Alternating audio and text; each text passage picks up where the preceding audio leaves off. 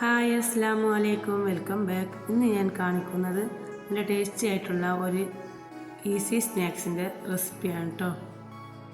വീഡിയോയിലേക്ക് പോകും മുന്നേ എല്ലാവരും ഈ ചാനൽ സബ്സ്ക്രൈബ് ചെയ്ത് ബെല്ലൈക്കൻ എനേബിൾ ചെയ്ത് ഓൾ എന്ന ഓപ്ഷൻ ക്ലിക്ക് ചെയ്യണമെങ്കിൽ ഞാനിടുന്ന വീഡിയോസിൻ്റെ നോട്ടിഫിക്കേഷൻ നിങ്ങൾക്ക് ലഭിക്കുകയുള്ളൂ.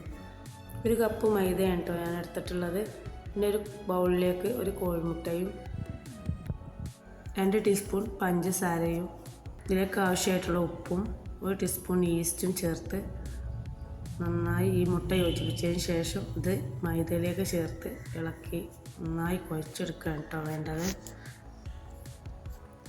ഒരു 10 മിനിറ്റ് നമ്മളിത് നന്നായി കുഴച്ചെടുക്കണേ.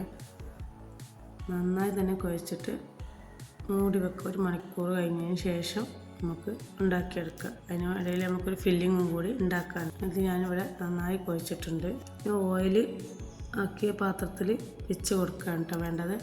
മുകളിൽ കുറച്ച് ഡ്രൈ ആക്കാൻ ഓയിലും കൂടി ചേർത്ത് കൊടുക്കുക. ഇതിലേക്ക് ഫില്ലിങ് ഉണ്ടാക്കാൻ വേണ്ടിയിട്ട് ഞാൻ പൈനാപ്പിളാണ് കേട്ടോ എടുത്തിട്ടുള്ളത്.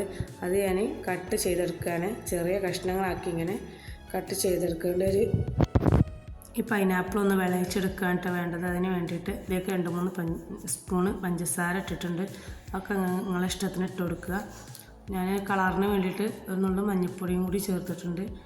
അതും ചേർത്ത് നന്നായി ഇളക്കി വിളയിച്ചെടുക്കുകയാണ് വേണ്ടത്. അതിൽ ആ പഞ്ചസാര ഒരുക്കിയ വെള്ളം വറ്റി വരുന്നത് വരെ നമ്മളിത് ഇളക്കിക്കൊണ്ടേ ഇരിക്കണം കേട്ടോ.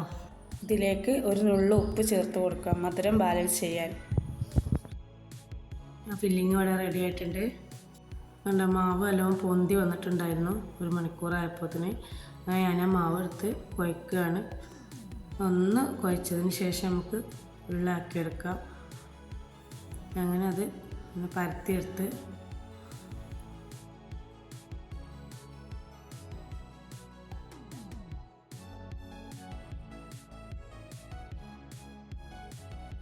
ഞാനൊരു വലിയ ഉരുളാക്കിയിട്ടാണ് കേട്ടോ എടുത്തിട്ടുള്ളത്. ഇതിങ്ങനെ ഫില്ലിങ് വെക്കാൻ വേണ്ടി കട്ടയിൽ കിട്ടാൻ വേണ്ടിയിട്ടും ബണ്ണ് പോലെ ആയി വരാൻ വേണ്ടിയിട്ടാണ് അങ്ങനെ ചെയ്തിട്ടുള്ളത്. ഞാൻ പൈനാപ്പിളിൻ്റെ ഫില്ലിങ്ങിൽ നിന്ന് കുറച്ചെടുത്ത് അതിൽ വെച്ച് കൊടുക്കുക.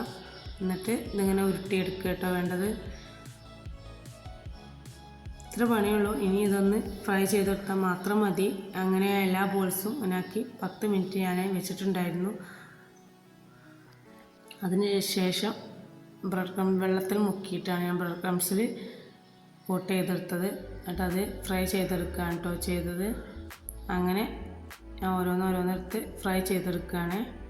കണ്ടോ അടിപൊളിയായിട്ട് ബണ്ണ് പോലെ തന്നെ നിൽക്കുന്നുണ്ട്. നല്ല സോഫ്റ്റുമാണ്.